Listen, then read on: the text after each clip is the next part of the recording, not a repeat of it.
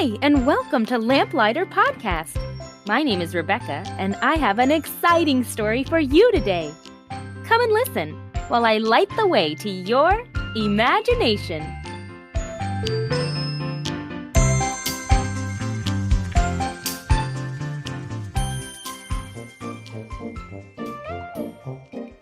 Hi, kids, and welcome back. I'm so excited to share our story with you today. Today's story is about a little boy who... Don't start! Oh, hi, Momo. Why are you looking so upset? Well, I just came from my friend's house.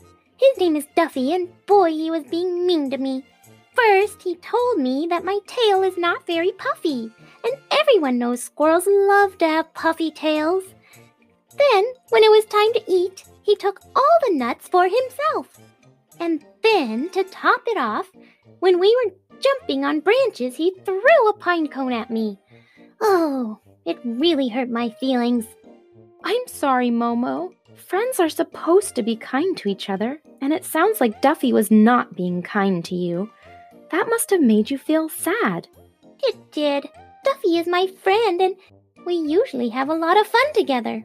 You know, I was just about to tell a story, and it's a story about friends like you and Duffy. Would you like to hear it?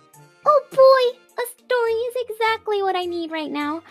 I love stories. Great! Well, let me tell you a story about a whole town of friends who had something very special taken away from them. In a forest far away, there is a place that no human has ever seen before called Pokey Town. Now, Pokey Town is not a normal kind of town because the creatures who live there are spiky little hedgehogs. Each happy hedgehog in Pokey Town has a cozy little house under a cozy little tree. The hedgies there love nothing better than to invite their neighbors over for tea and cookies, or to go on lazy outings while they talk and hunt bugs and eat sweet berries. But a long time ago, something awful had happened to the folk of Pokey Town that had almost ruined their peaceful little village. It all started with Pokey Town's most special treasure in the whole world, the Diamond of Chorizo. Almost everyone knows what a diamond looks like, but this Diamond of Chorizo was no ordinary diamond. This spectacular diamond was as large as a hedgehog himself. The Diamond of Chorizo sat right in the middle of Pokey Town, on top of a silver tree stump. It was named after the hedgehog's greatest hero, General Chorizo. He had won the diamond in a great battle long ago and brought it back to Pokey Town, where it had stayed ever since. Every morning, when the light from the rising sun touched the Diamond of Chorizo, it would immediately burst into a million sparkling, dancing lights on the surrounding town. There would be purples and blues shimmering on the leaves above, and yellows and whites lighting up the grasses below. Every day when these colorful dancing lights shone down from the Diamond of Chorizo, the hedgies just knew that they lived in the most magical place on earth. Now, one winter morning, as the hedgies finished their hot sludge and wrapped warm scarves around their necks, they walked outside their cozy homes and realized right away that something was not right. There were no dancing lights on the leaves above. There were no shimmering lights on the grass below. In fact, there was no Diamond of Chorizo. It was completely gone. As you can imagine, this started a hullabaloo. Where's our diamond? Where's our diamond? It was just there yesterday morning. And it was there when I went to bed. Somebody took it overnight. Somebody took it while we was asleep. The noise began to wake up more and more neighbors, and soon everyone was outside arguing about the diamond. And before they knew it, their arguing turned into anger. I saw Bob out last night. Did you take our diamond, What? Bob? No, but I've seen Gerald looking at that diamond like he wanted it for his own. Well, I never. No, I'm certain it was Karen. She wants to take it away for her summer home and have it all to herself. I say Gerald took it. And on it went, each hedgehog blaming the other. Soon it seemed like the whole forest was echoing with angry squeaks and squawks and grunts from all the hedgehogs. After many long minutes of arguing, some of the hedgehogs got so angry that they turned around and huffed away. With their bristles raised, they packed up their houses and stomped off with their families to the farthest corners of the forest. After that morning, Pokey Town became a very quiet place. Many of the hedgehogs had moved away, and the ones that stayed stopped talking to each other. They all had hurt each other's feelings, and none of them wanted to say sorry. So the days turned into weeks, and the weeks turned into months. Summer began and brought wonderfully warm weather, but none of the hedgies felt warm inside their hearts. Gosh, I wish Mom and Dad didn't look so gloomy all the time, said one little hedgie named Gertie as he and his sister walked through the forest. I know, they keep feeding us centipedes. You know they're really gloomy when all we get to eat is centipedes. His older sister, Myrtle, was looking under a big rock for some juicy bugs. Right there's one, said Gertie, pointing to a fat bug. Myrtle grabbed it with one swift move and swallowed it whole. Tastes like candy. They were out on their daily walk in the forest, looking for their favorite tasty treats. Ever since that sad morning when all the hedgies left, their parents had only been bringing home yucky things to eat, such as dried up roots and the crunchy kind of spiders. They used to bring home delicious treats, such as berries and carrots and juicy worms. But now it was up to them to find their own treats.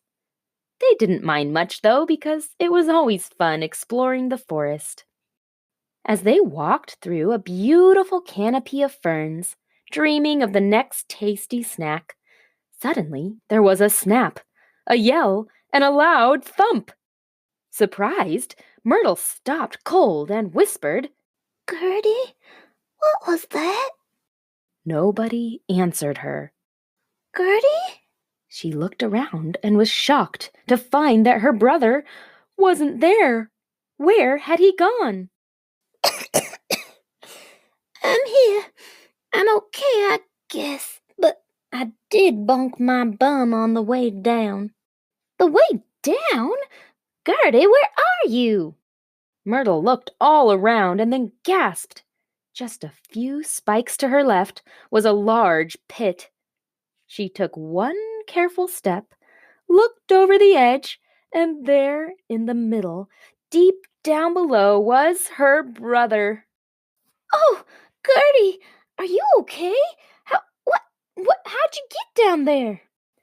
Well, I was looking at some berries ahead, and I must not have been looking at my feet.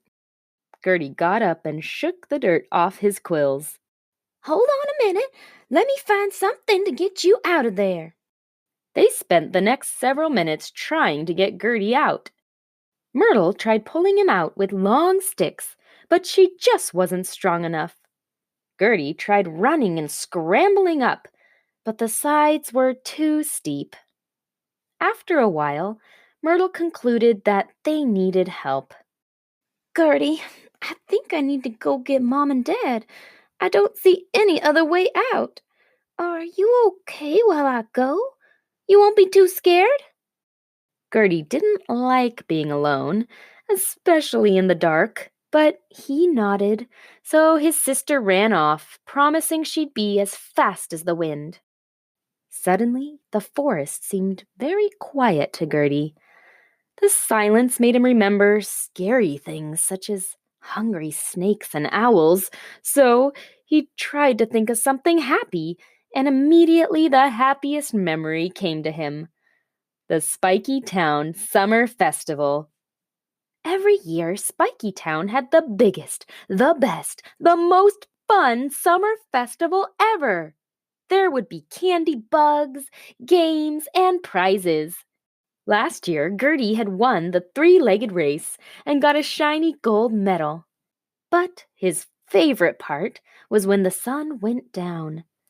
The hedgie families would light up candles and place them all around town, especially around the Diamond of Chorizo. With the light from all the candles, the diamond would shine, flickering gold candlelight all over the town. Then the band would start to play, and all the little hedgies were allowed to stay up way past their bedtime, eating, playing, and dancing. Gertie loved the dancing. He closed his eyes and smiled, remembering how much fun it was to dance at the last summer festival. He began humming his favorite song.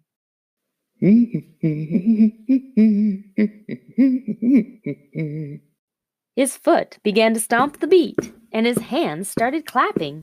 Before he knew it, he stood up and began singing and dancing, pretending it was still the summer festival. Stomp 'em up high and a 1, 2, 3. Stomp 'em to the left and a 3, 2, 1. Get your quills a shaking, get the earth a quaking. It's a night of fun and a 3, 2, 1. Grab a friend and a 4, 5, 6. Suddenly, Gertie stopped in the middle of his dance because there, below his feet, was the brightest light he had ever seen. He blinked a few times, wondering if he had been spinning too fast while dancing, but no, the light was still there. He bent down and touched the light. It was cold and smooth. He brushed more dirt aside, and the light grew brighter, and specks of color began dancing on the walls. Suddenly, he realized what he had found. The Diamond of Chorizo!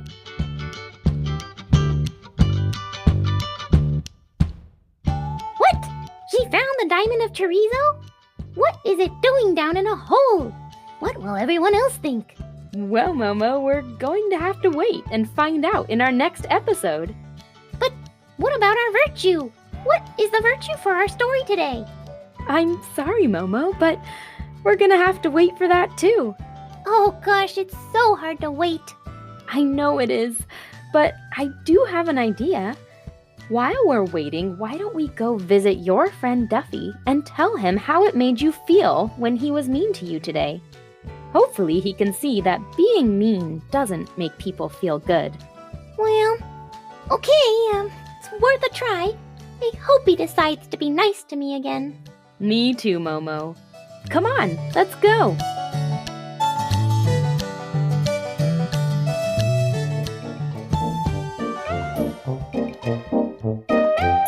Thanks for listening to Lamplighter Podcast today. I hope you enjoyed the first part of the Tale of Pokey Town.